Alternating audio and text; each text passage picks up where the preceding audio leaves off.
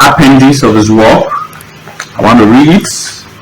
I was reading it yesterday and it was quite very touching.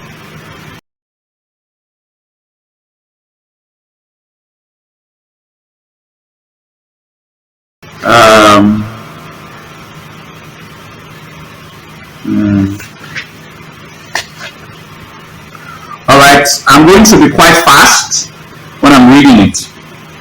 A speech delivered by Dr. Orhogbua Imasuen on Saturday, 23rd of May 1987, on the occasion of the Lagos launching of the Edo dress at the Lagos City Hall, Lagos.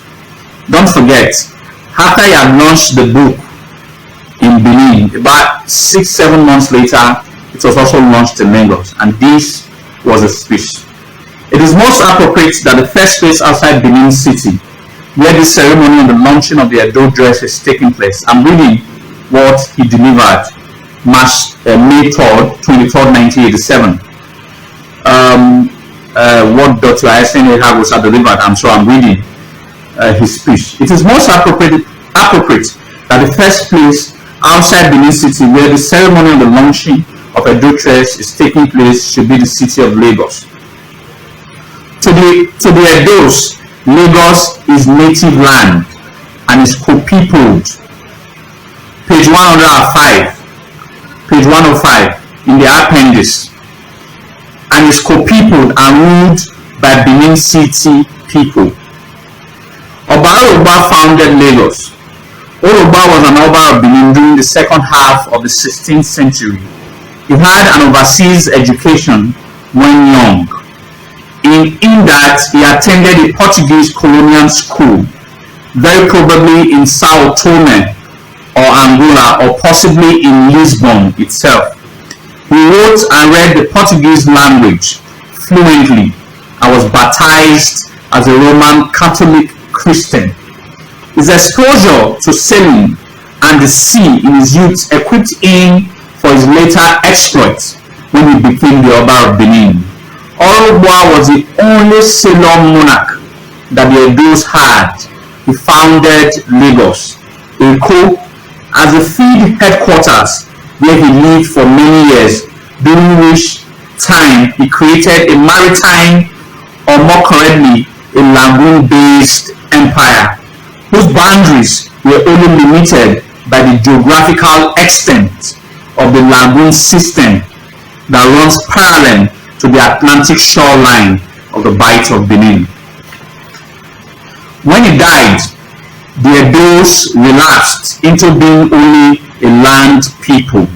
It is true that Orhogbua's son, Oba Orhogbua, met his death by drowning in the river Aga on the Lekki Waterway, a section of the Lagoon Waterway that connected his seat of government in Benin City with its territories of Lagos, Badagry, and beyond.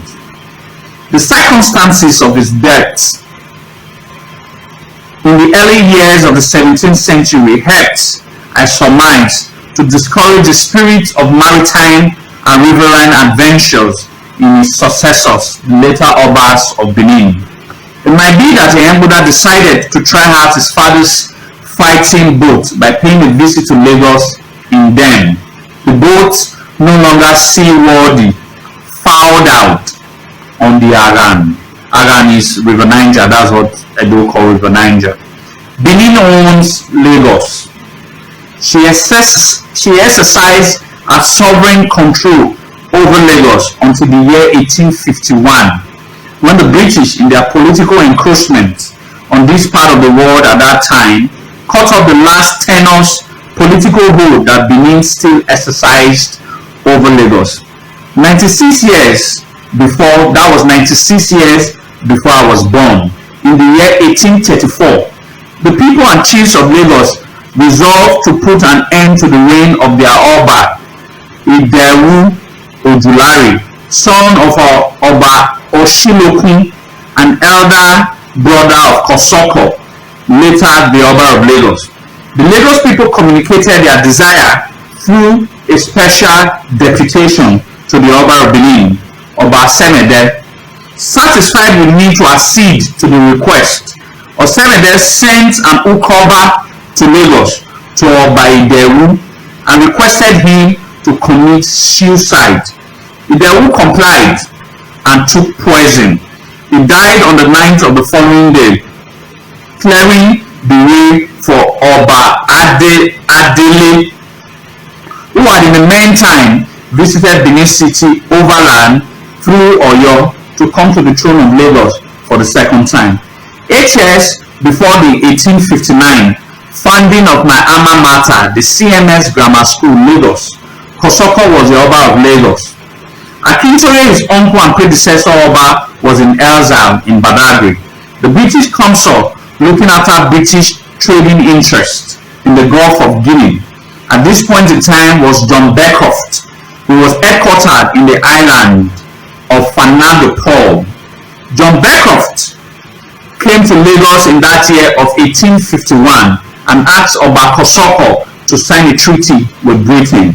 The treaty was for Kosoko to undertake to discourage the slave trade and, more importantly, to place the territory of Lagos under the protection of the British monarch. Kosoko refused to sign the treaty, pleading that he would be acting ultra vires if he did so. The Oba of Benin was the owner of Lagos. He told the consul, and it was only the sovereign himself who could sign such a treaty if he so desired. The consul would first have to obtain the consent of the Benin monarch, Oba Adolo, to the treaty before he, Kosoko, would be able to do anything about it. Beckcroft went away empty-handed on that occasion. It should be pointed out here that it was this same John Beckcroft who 11 years earlier, in April 1840, had arrived at Saple on the Benin River in an exploration of that river. Saple then was a little Yoruba village, Uriapele, on the right bank of the river. Beckcroft himself was a trader in the employment of the Scotsman Robert Jamieson of Glasgow, and in 1840 was attempting to find an alternative riverine route into the river Niger from the sea. At Saple, he got to where the Benin River divided into two. He named the right branch of the bifurcation the river Olokun, the Ethiop River. The Ethiop was the name of the ship in which John Beckcroft was making his exploration. A year earlier, in 1839, Beckcroft's boss, Robert Jamieson, had arrived at the same spot on the river, that is, at Saple, and named the Igbagon River the left branch of the bifurcation of the Benin River after himself. What he's saying here is that the Benin River at Saple divided into two, Ezenina Zabeva. The right branch of the Benin River at Saple is known to Benin as River Ethiop. It's called rightly Ezoloku. But the explorer that got to that river in 1840 rode on a ship, alright, called Ethiop, and he now named that river called Ethiop. You see how Igbo people they name our river. The river you call the Ethiop River was named in 1840 by a white man who got to that L junction in the year 1840, and the ship he was riding on was called Ethiop ship. So he named our own river after a ship he rode called Ethiop.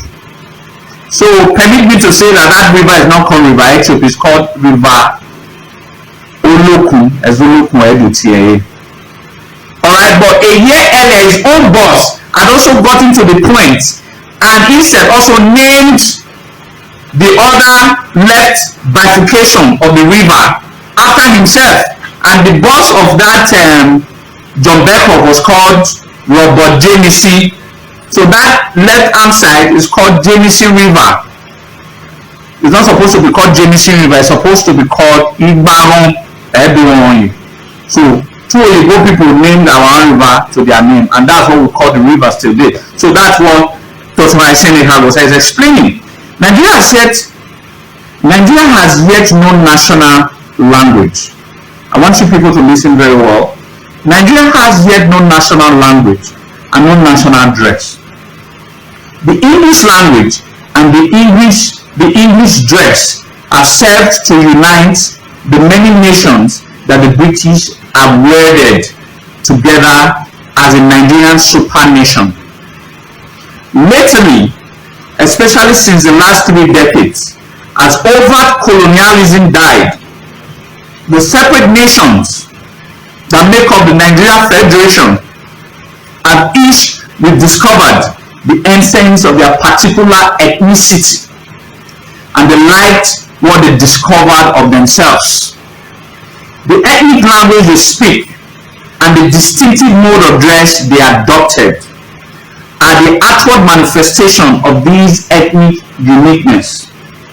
They constitute aspects of life that are dear to each of the ethnic groupings that comprise the Nigeria Federation. The Edo people and their capital city of Benin loom ponderously large in the cultural firmament of Nigeria and of Black Africa. So while Nigeria still speaks all the many languages and wears all her multicolored ethnic dresses, it is right and proper that the Edos should encourage the use amongst themselves of their own language and their own ethnic dress. With the launching in Lagos today of the Ewu, the Edo dress, it is hoped that it would henceforth be a little easier for the citizen of the Edo kingdom, wherever he might be in Nigeria, to demonstrate with decorum and soberness his Edo-ness on those many occasions when he or she feels the deep need so to do. That was the speech he delivered May 23rd, 1987. He was trying to say that the language and our dressing are the two most unique components that a Edo man should be identified with.